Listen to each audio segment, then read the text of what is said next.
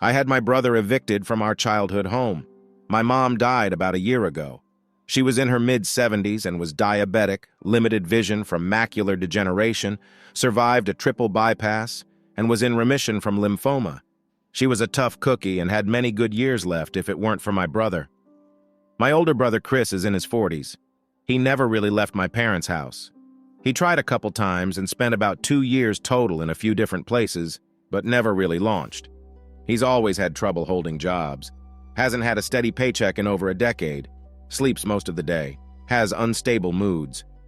Still, my parents loved all 5 of their kids and would do anything for them except hold them responsible for their own actions, so they kept him housed and fed and constantly cleaned up after his various legal difficulties, despite the fact that he constantly clogged the driveway with cars that he would acquire to repair and flip only to get too attached to them and never sell them.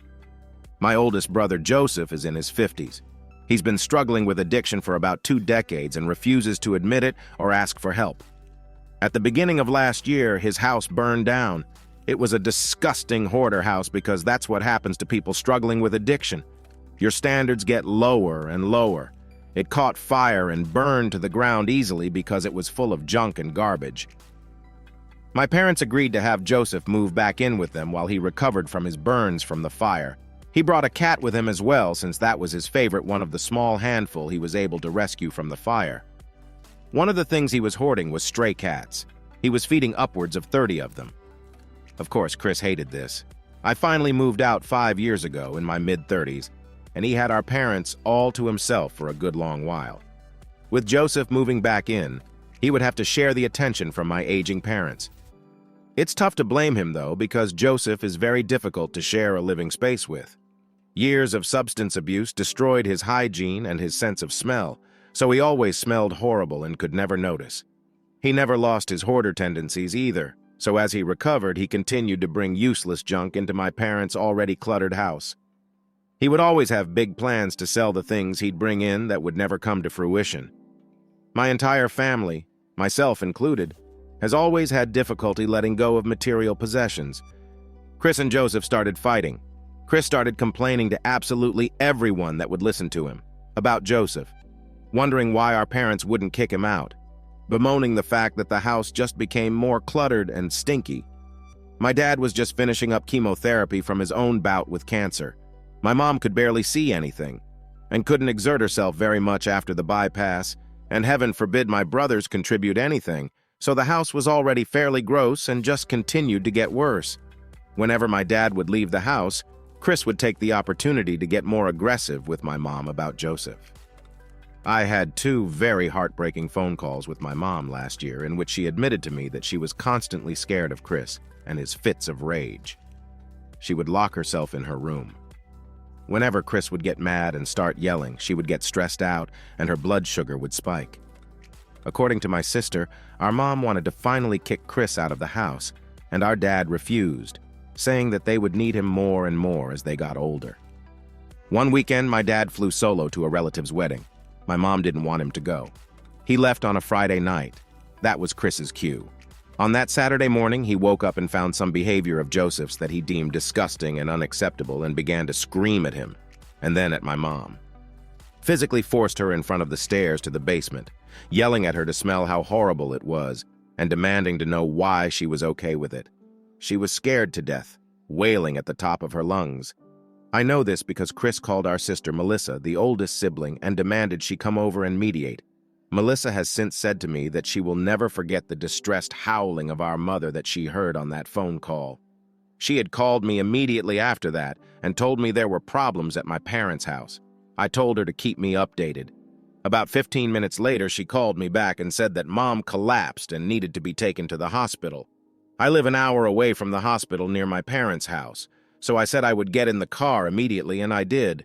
About halfway through my drive, my sister called me again with the worst phone call I've ever had in my life. I answered and simply said her name, Melissa. She said my name, followed by the words, "She died. Come here quickly." Brutally succinct. I remember spending the first half of that car ride thinking of all the things I was going to say to my mom about reducing the stress levels of her environment, even if that meant removing her 2 adult sons from her environment, or removing herself from the environment. I spent the second half of that car ride in a state of shock, trying to process the fact that my mom really just died. I got to the hospital just in time to see my dead mother in a hospital bed, with Chris and Melissa crying their eyes out. I started to cry too. The doctor told my siblings that our mom died with a blood sugar level of 600. If you don't know anything about diabetes and blood sugar, I encourage you to look that up to see how outrageous it is. As far as I can put together, my mom was scared to death of Chris's aggression, and her blood sugar spiked very high. The last thing she did in her extremely distressed state was call our dad. They had a brief call where he assured her that he'd be home very soon and that he loved her. She hung up the phone, and then she dropped dead. My dad, in his early 80s, started to deteriorate rapidly after that. His body kind of just quit fighting after he had to start living without my mom. They were married for almost 60 years. My sister and I started coming to the house after work more often to help my dad out with things that my mom normally did for him. Things like dinner, laundry, shopping. Then it became things like helping my dad get dressed, walking him up to bed. Pretty soon, more often became every day. My sister would finish work in the early afternoon and go straight to my dad's house.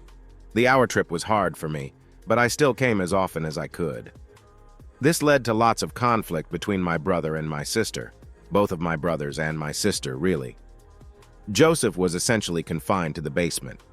With my mom gone and my dad in a weakened state of shock and grief, Chris only got more aggressive with Joseph. He desperately wanted him to just pack up and leave.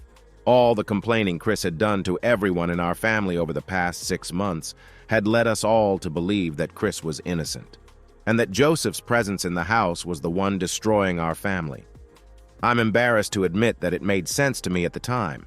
After all, Chris and my parents lived peacefully for 5 years, even if he didn't actually do anything. My dad asked me to help him make a will. Turns out, he hadn't made one yet. I got him an attorney and had them draft a will, as well as a durable power of attorney. My dad chose me to be the executor of his will, as well as to hold his power of attorney. I don't mean to brag a single bit when I say that this was the correct choice. I am by far the most competent of the 5 of us with making complex and serious decisions. If you're wondering where the 5th sibling is in all of this, he got into a serious conflict with Chris a couple years ago over a car mishap worth about $1,000. Chris did nothing but slander him to my dad, who took Chris's side, and sibling #5 decided that he didn't want Chris, or anyone that supported him in his life, and distanced himself from our family at large. My relationship with him is fine.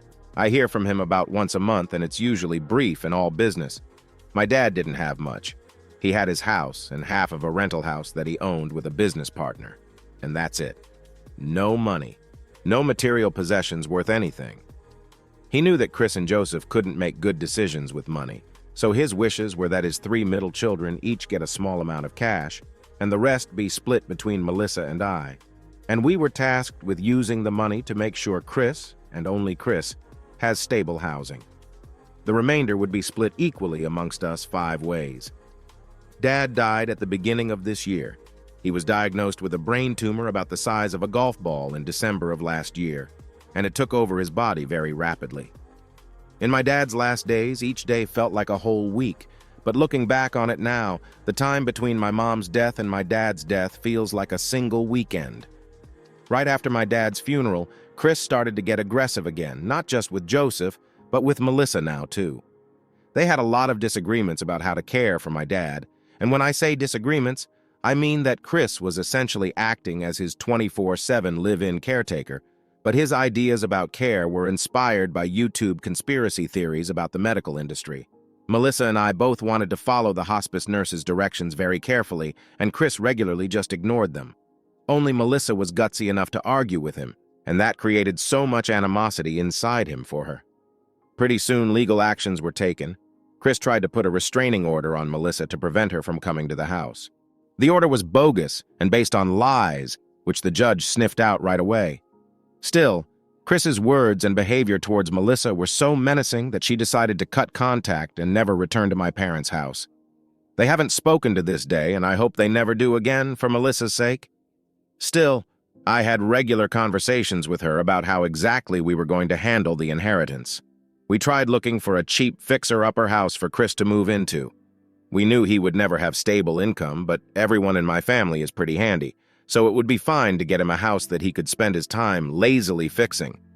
Eventually, my sister became more and more broken down over Chris's constant harassment of her over the time between my mom's death and my dad's, and the period immediately after, that she declared that she wasn't extending any more effort on his behalf.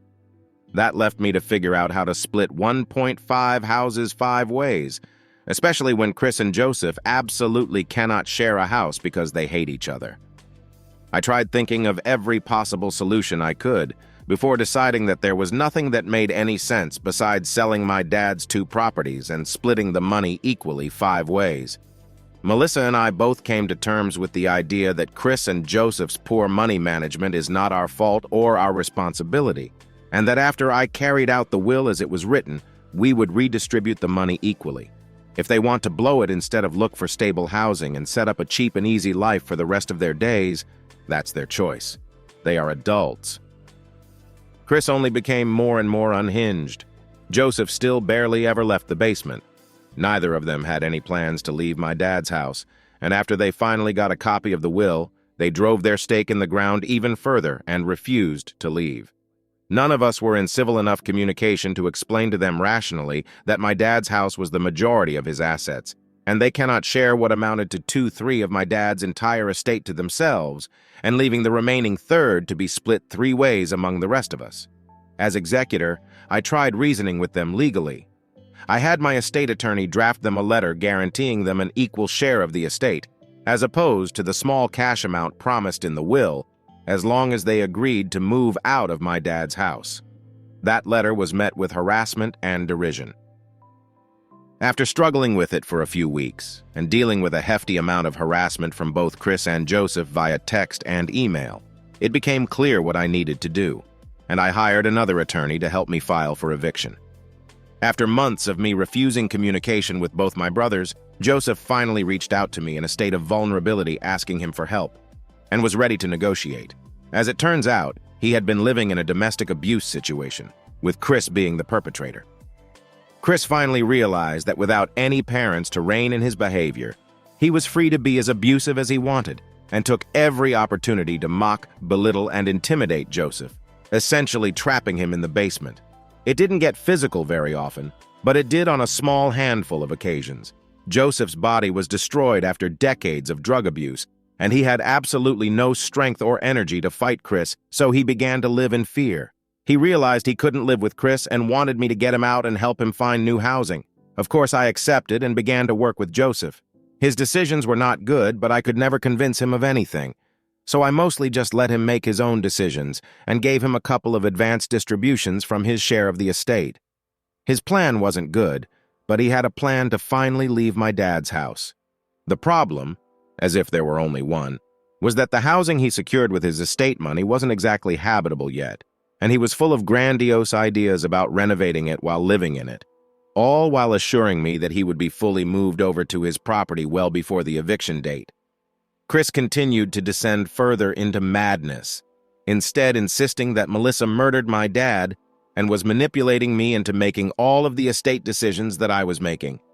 He continued to live his life as if he would never leave the house. He continued to make disparaging comments about every single other sibling to anyone that would listen to him, while peddling his insane theories about murder and manipulation. There was nothing anyone could say to him to convince him otherwise. Finally, my eviction was granted, and the date was set. I'm privileged enough to have never experienced any kind of eviction before, so I had no idea what to expect. I consumed hours of body cam eviction content on YouTube to get an idea for it. Horrible content, by the way. Absolutely gut-wrenching to watch people suffering broadcast to the internet like that. I managed to watch enough of them to get a feel for how the process goes and how people usually react to it, and then quit. On the big day, I showed up to my dad's house with a locksmith and a moving crew, and the sheriff knocked on the door and informed Chris he was being evicted. He fought it in every way he could, including calling the police over himself. The local officers knew him well by this point, since many of the conflicts over the summer between Chris and Joseph necessitated police and legal action. The sheriff and the officers explained that there was nothing he could do, and the eviction was carried out. Contrary to what my lawyer told me, The sheriff said the eviction wasn't final until he was able to walk through an absolutely empty house. So over the next 2 hours, I watched the moving crew carry out all of my family's possessions to the front yard. My entire life. My brother's entire life. Everything that my parents worked themselves to the bone for. The sad thing is that it was all junk. My parents never got rid of anything. They wouldn't replace dishes. They would just acquire new ones and pack away the old ones. I was expecting to get rid of my brother and maybe 2 rooms worth of his possessions, so I could get to work on slowly clearing out and selling the contents of the house and the house itself. And I was also naively expecting my brother to go peacefully. Both of those expectations were wrong. During the entire process, Chris was loudly berating me, calling me fat, calling me F and R slurs, calling my girlfriend a whore, insisting that I'm fucking up the estate process and that I won't admit that Melissa killed our dad and that I'm trying to cover for her. And not just saying these things to me directly, but also loudly saying these things about me to neighbors and passers-by. The sheriffs told him that he had a few hours after the eviction was complete, and they left to claim whatever he wanted from the property, after which the rest is considered abandoned, and his presence on the property would be trespassing. They also recommended to me that I go to the courthouse and file a restraining order against Chris after observing his conduct against me. I did exactly that, and even managed to get it served a couple hours later, despite Chris's cowardly attempts to avoid being served by hiding in the neighbor's house. I spent the rest of the evening with Joseph and my girlfriend on the front yard of my dad's house, trying to figure out what to do with all of it. Sibling #5 even showed up after I asked for his help. We got a lot of work done, but there is more to do. Thankfully, most of the stuff in my dad's house was just garbage. Old, broken, and dirty stuff that nobody would ever want, even for free. Every time I picked up a knick-knack or something from the giant pile of wreckage in the yard, wondering to myself if I should set it aside, my brother would be quick to say something like, "This is $4 at Target. Throw it away." I'm so thankful for his decisiveness. After we all gassed out from working until 1 a.m. and started to cover up whatever we couldn't move back in the house or otherwise to safety, Chris and one of his friends showed up, followed by the police. I was immediately served with my own protection order that Chris filed against me and was not allowed on the property until the hearing. The order is completely bogus and full of lies, just like the one he made against my sister, but it still meant that my duties to my dad's estate were temporarily obstructed. This is where things stand. My near future is full of court dates, movers, storage units, decisions about what to keep and what to throw away, and decisions about what to do with the things to keep, all while battling direct and indirect verbal and legal harassment from my older brother. Of course, I'm a wreck about this. My emotions have been all over the place. It is not fun to have to be the one to evict your own family member, and of course I'm sympathetic to the fact that he's essentially incapable of finding his own housing. At the same time, I'm both perplexed and livid that he would turn on all of his family members so quickly and with such grandiose and bombastic fantasies that don't make any rational sense. I spent so much time asking everyone I could for help and ideas about what to do. Cousins, uncles, therapists, family friends, lawyers, etc. I reasoned that I could not possibly offer any help to someone that didn't want to be helped, someone that wanted to constantly bite the hand that's trying to feed him, so in a way I felt forced into my actions. Of course, I could ask my siblings if they would be okay with a distribution of inheritance that overly favored Chris, but none of them wanted to do that. They don't even want the money for themselves. They just can't bring themselves to be charitable towards someone that not only has been a constant source of stress and derision for them, but for someone that they feel is largely responsible for the death of our mother and subsequently our father. Logistically, I have a plan that I think is pretty good and straightforward, even if it is wildly different from the one I had 5 months ago or even 5 days ago. Emotionally and spiritually, however, I'm twisted and will probably be processing this for a long time after my family's estate is closed. For now, I'm just happy to get this off my chest. Forgive me for the length of the post, but believe me when I say that what I wrote doesn't even scratch the surface of what actually went down.